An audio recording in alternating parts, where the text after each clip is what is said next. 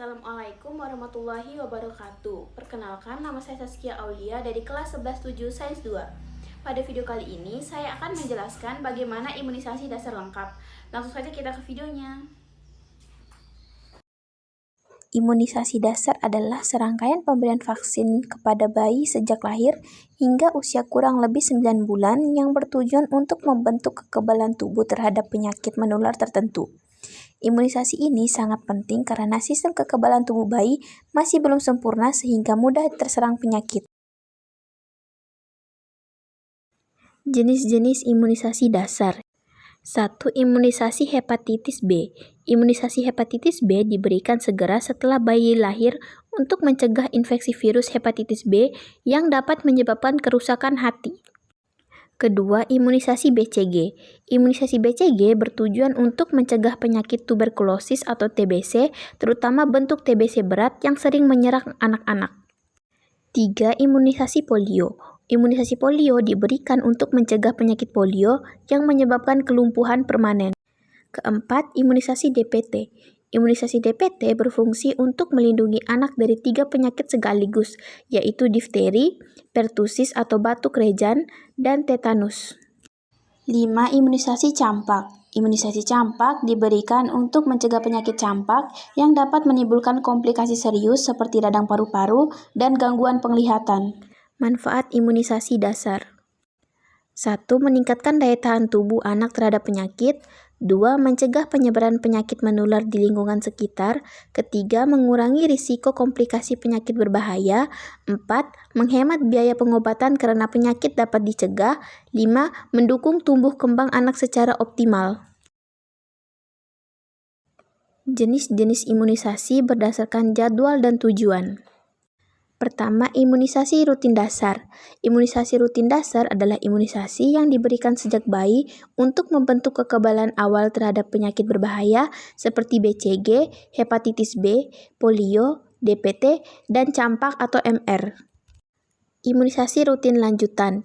Imunisasi rutin lanjutan merupakan imunisasi ulangan yang bertujuan memperkuat kekebalan tubuh, contohnya DPT lanjutan, campak atau MR lanjutan, dan TD pada usia sekolah. Imunisasi tambahan. Imunisasi tambahan diberikan pada kondisi tertentu, terutama saat terjadi wabah dengan tujuan mencegah penyebaran penyakit seperti imunisasi melalui program OIRI. Imunisasi khusus. Imunisasi khusus diberikan sesuai kebutuhan tertentu untuk perlindungan khusus, misalnya imunisasi meningitis, influenza, COVID-19, dan rabies. Dampak jika tidak melakukan imunisasi.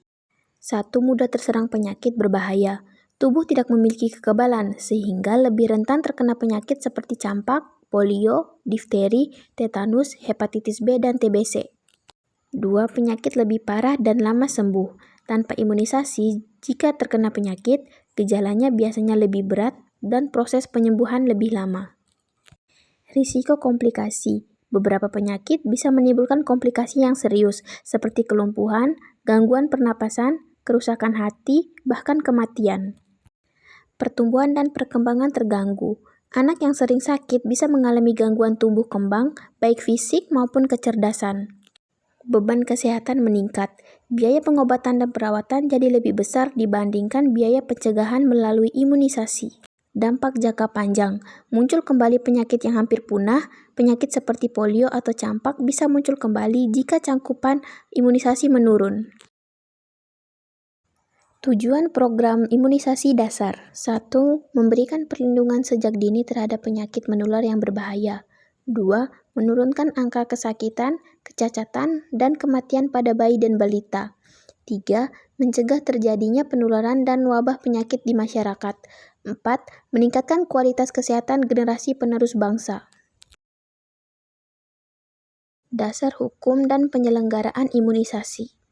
Pelaksanaan imunisasi dasar di Indonesia memiliki dasar hukum yang jelas. Salah satunya adalah Peraturan Menteri Kesehatan Republik Indonesia Nomor 12 Tahun 2017 tentang penyelenggaraan imunisasi. Dalam peraturan tersebut dijelaskan bahwa imunisasi merupakan hak setiap anak dan kewajiban negara untuk menyelenggarakannya. Penyelenggaraan imunisasi dilakukan oleh tenaga kesehatan yang berkompeten dan dilaksanakan di berbagai fasilitas kesehatan seperti puskesmas, posyandu, rumah sakit, dan klinik.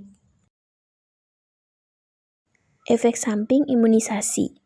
Efek samping ringan yang sering terjadi antara lain nyeri, kemerahan, atau bengkak di tempat suntikan, demam ringan, lemas, rewel, serta nafsu makan menurun. Efek ini biasanya muncul sementara dan akan hilang sendiri dalam 1-2 hari. Efek samping sedang dapat berupa demam lebih tinggi atau pembekakan yang luas di area suntikan, namun jarang terjadi dan umumnya dapat ditangani dengan perawatan sederhana. Efek samping berat sangat jarang terjadi, seperti reaksi alergi berat. Kejadian ini jarang dan tenaga kesehatan selalu siap menangani jika terjadi. Tantangan dan hambatan. Pertama, kurangnya pengetahuan dan kesadaran tentang imunisasi. 2. Beredarnya hoaks atau informasi yang salah. 3. Ketakutan terhadap efek samping vaksin. 4. Akses fasilitas kesehatan yang terbatas. 5. Jarak dan transportasi yang sulit. 6. Faktor ekonomi. 7. Jadwal imunisasi tidak tepat waktu. 8. Kurangnya tenaga kesehatan. Baik, mungkin itu saja yang dapat saya sampaikan. Wabillahi taufiq wal hidayah. Wassalamualaikum warahmatullahi wabarakatuh.